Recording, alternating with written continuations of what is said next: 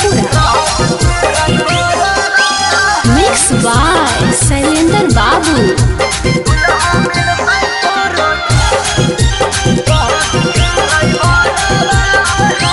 जीजा जी जलवा ढारे जइबै देवा घरवा है।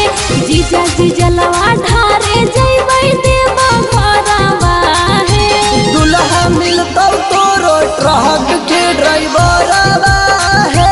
दुल्हा मिलतौ तोरो ट्रक के ड्राइवरवा है। हरियर हरियर पेन हो लेबै सूट सलवारवा है। हरियर हरियर पेन हो लेबै सूट सलवारवा है। दुल्हा मिलतौ तोरो ट्रक के ड्राइवरवा है। दुल्हा मिलतौ तोरो ट्रक के ड्राइवरवा है।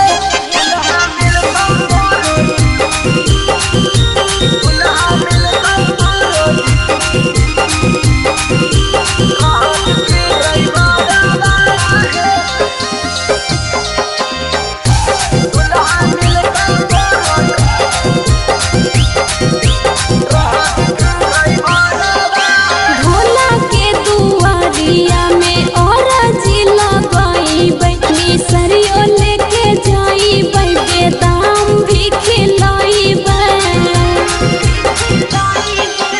मिसरी मलाई से नहीं भावै उनकर मन है। भंगिए धतुरा से होले उमंगन है।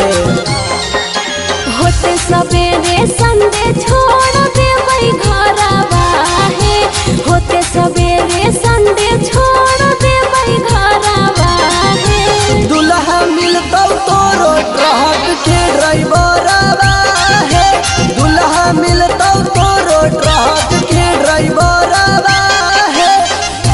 दुल्हा मिलतौ तोरो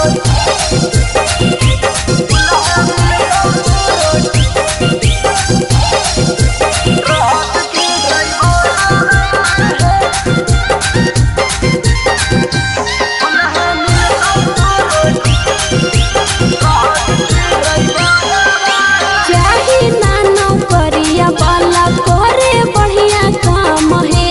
बेल के पतइया पर लिख देबै नाम है।